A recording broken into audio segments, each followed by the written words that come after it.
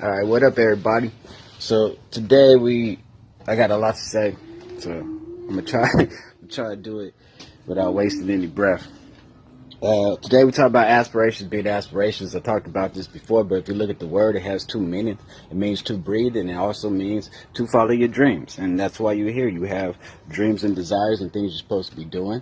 When you do them, you feel good for doing them, and it brings life to you. Regenerates you. Sorry.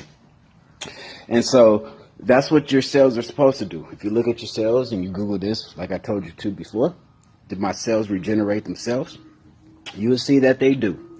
And this is why I put in the series that I did talk about this. There's something unnatural that we're doing to the natural process. And this is the unnatural.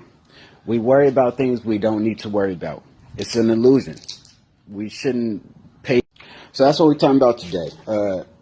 Before I get into all that, let me talk about conversation with my Uber driver, right? So I hop in the car, he's like, oh, cool, you ain't wearing a mask either. I'm not wearing a mask. And then we start talking about why we don't. And then we start realizing that we both know why you don't need one. And so it was just amazing to have that connection. But then we start going deeper. We start talking about breathing, the lymphatic system, all these things, right? And he starts telling me about this guy, Wim Hof, W-I-M-H-O-F. Anyway, check him out.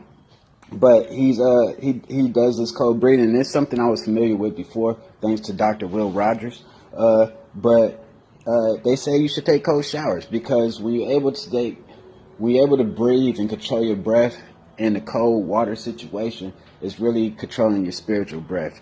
And it took me a while to really wrap my brain around that when I first heard it. And I actually started trying it when I first heard it, and I actually gave it a few tries. I'm not a big fan of cold showers, so I stopped doing it. I'm not going to lie. But try it.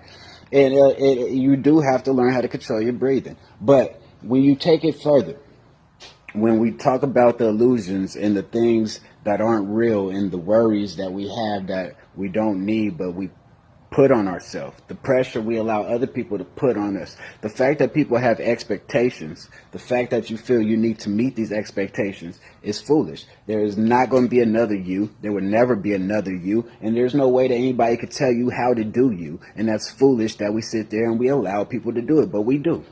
And so we get caught up and worried about people's opinion and how we should act. And what we're doing is we're ignoring what we really should be doing. We're ignoring what we really feel. We don't do it because we're too afraid to do it. We're too worried to do it. So because you don't do your aspirations, you don't do your aspirations.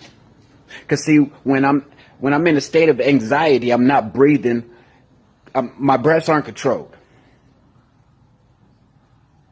Now, the reason why this is happening is because, like I tell you with everything's controlled by your thinking. So you got brain frequency. The frequency is a wave. The wave is a pulse. So then that pulse affects your heart rate because that's a pulse.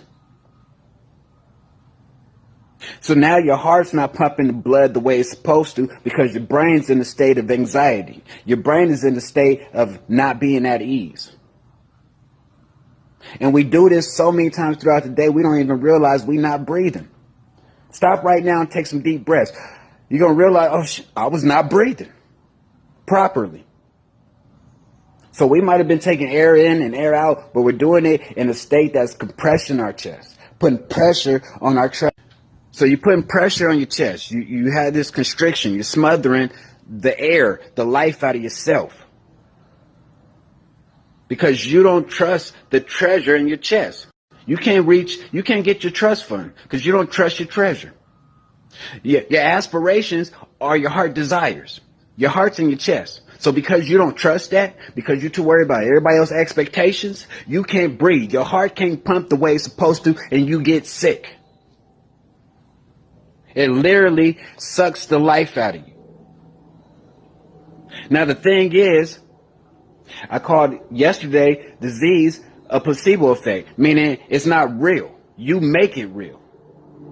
If you look at placebo surgeries, your brain has the ability to do its own surgery. So knowing your brain's that powerful, you don't think it has the ability to also get you sick?